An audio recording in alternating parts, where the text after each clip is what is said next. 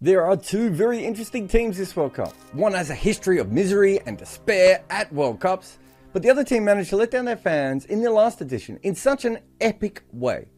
Let us look at two of the heavyweights coming into this tournament. If you need a VPN, go Nord. Use nordvpn.com/Kimber to get a 2-year contract with a discount, plus 4 extra months, plus gifts in some markets. It's completely risk-free with Nord's 30-day money-back guarantee. The link is in the show notes. Protect your computer like a blocker protects the stumps with NordVPN today.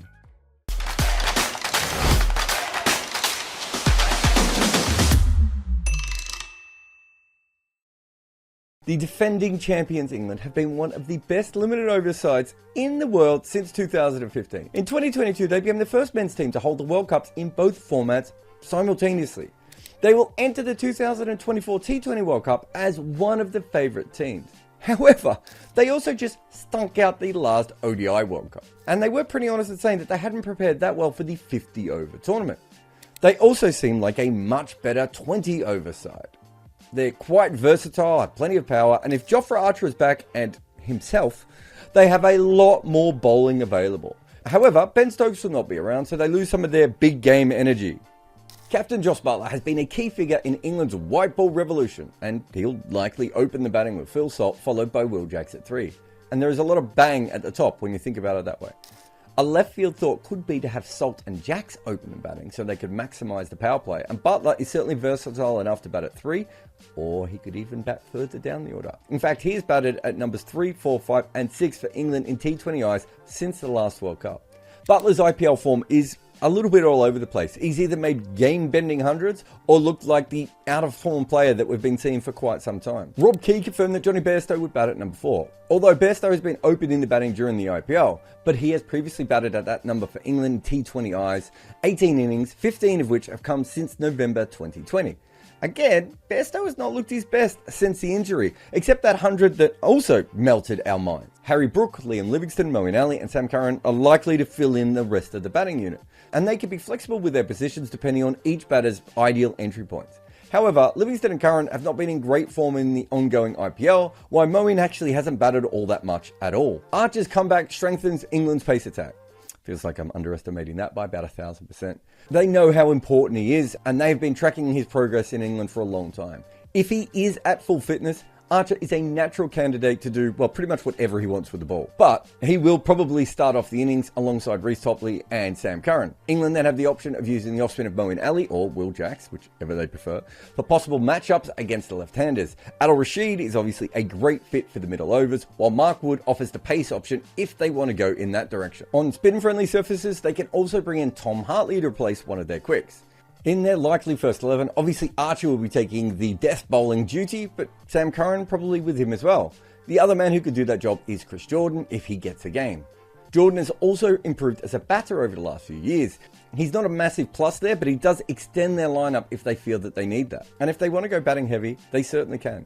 Butler, Salt, Jacks, Bairstow, Brook, Livingstone, Curran, Moeen, Archer, Adil, and then they could pick either Hartley or Jordan for the last spot. That's a lot of batting. Of course, if the conditions demand a spin-oriented attack, they can drop Livingstone and add a more specialist tweaker. That would make the 11 Butler, Salt, Jacks, Bairstow, Brook, Moeen, Curran, Hartley, Archer, Adil, with one of Topley, Wood or Jordan. Livingston does actually offer handy matchup options, but with Adil's leggies, Hartley's left arm finger spin and off spin from Moeen and Jacks, I'm not sure they're actually going to need him to bowl all that much, but I suppose there's another lineup you can come up with where England pick almost all spin. It may not win them games, but it would be fun. And one more interesting thing about England is they can also go with their pace-heavy attack. They can go Butler, Salt, Jacks, Bairstow, Brook, Moeen, Curran, Archer, Adil, and I don't know, 2 of any of Topley, Wood and Jordan. England's top 7 has multiple bowling options, and that means they have the ability to bat very deep, which gives them incredible flexibility. They have a 4-match T20I series against Pakistan. That's a perfect opportunity for them to get some game time as a group before the tournament and figure out what combination might work for them. What will be fun is to see how they try and whack the ball on some of the stodgier West Indies surfaces. But the good news is that no matter what you feel about England, they will be so much fun to watch whether they do well or flame out dramatically. It's a real win for cricket. South Africa exited the last T20 World Cup after a defeat against the Netherlands. No one really needs me to remind them of that though, do they? But here I am. Between the World Cups, they played 8 T20 internationals against the West Indies, Australia and India, and they won just 2 of them. Now, that doesn't mean all that much, but really, it's not the form line they're looking for either, is it? They have made 4 changes to their squad from the 2022 edition. Temba Bavuma, Riley Russo, Lungi Ngidi and Wayne Parnell are all out. Included is Raul Rickleton, Jarrod Otnel Bartman and Beyond 14.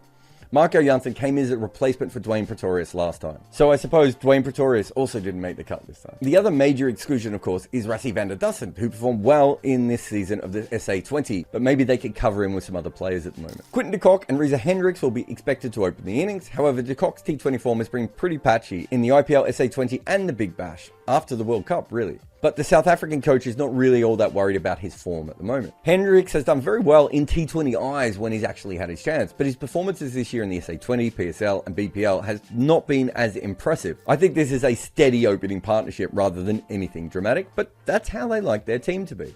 And South Africa also have a solid backup option in Ryan Rickleton, who was the highest run getter in the SA20 earlier this year. Skipper Aiden Markram is best suited to bat at number 3, and he didn't have the greatest IPL, but he has done well in T20 eyes since the last T20 World Cup. Heinrich Klaassen is one of the best T20 cricketers in the world, and he's certainly their best player against the turning ball in this format. Might also be their best player against pace in this format. He's really good. Tristan Stubbs and David Miller are South Africa's most important batters at the death. Stubbs has been in excellent form this IPL, and earlier this year he had a great SA20 as well. On the other hand, Miller has not quite been the game-changing player, although he did play quite a weird role in the IPL, but he didn't have a great SA20 either. Of course, Marco Jansen will be batting at number 7, so he'll have to chip in with a few good knocks, because we know that they love to try him there. South Africa have several options to take the new ball, with a number of the seamers in the squad capable of bowling with it. Gagisa Rabado, Jansen, Kotsia and Bartman. And so it will largely depend on who is in the 11 and how they want to structure their attack. For example, if South Africa feel like Rabada might be better deployed against the team's middle order and death batters, they can actually hold him back. Apart from the quicks, they also have spinners capable of bowling in the power play. Kashif Maharaj could do the job, and beyond 14, he's kind of a power play specialist spinner. In the SA20, he bowled 23 of his 41 overs in that period. And if spin is required early on, I suppose they can also give the ball to Markram. The third spinner in the squad is Tabraiz Shamsi, and he's expected to largely operate in the middle overs. South Africa's best options at the death are Rabada and Kotsia. The latter has had a better IPL season than Nortje, who returned after an injury layoff and kind of looked like he shouldn't have.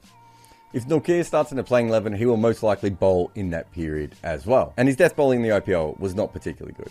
148 runs in 7 overs, so, you know. And Bartman is another option, of course, who might bowl at the death if South Africa include him in the 11. His development has been incredible, and he's long been a player on algorithms who's looked incredibly good. And they do have Nandre Burger and Lungi Ngidi as their injury reserves. A probable 11 South Africa could field is de Kock, Hendricks, Markram, Klaassen, Miller, Stubbs, Jansen, Maharaj, Kotsia or Nortje, Rabada and Shamsi. It is slightly bowling heavy, but that's because they don't really have any great all-rounders and they always pick an extra bowler. So this is what they love to do. They do have a talented batting unit and certainly a really good bowling attack on paper. But unlike Australia and England, or even South African sides of the past, they don't have much lineup flexibility. They have one style of cricket and it kind of needs to work. I like the certainty of this, but it also feels like the sort of inflexibility that often leads to teams being worked out in big tournaments, and then because of that, they don't win important matches. Of course, that would never ever happen to South Africa though, would it? There will be no mention of the curse on this video. If you make any content, Minvo Pro is the tool for you. Take your long format content and cut it and slice it for social media. This AI-inspired weapon will turn your one piece of work into so many clips. Try Minvo.pro now.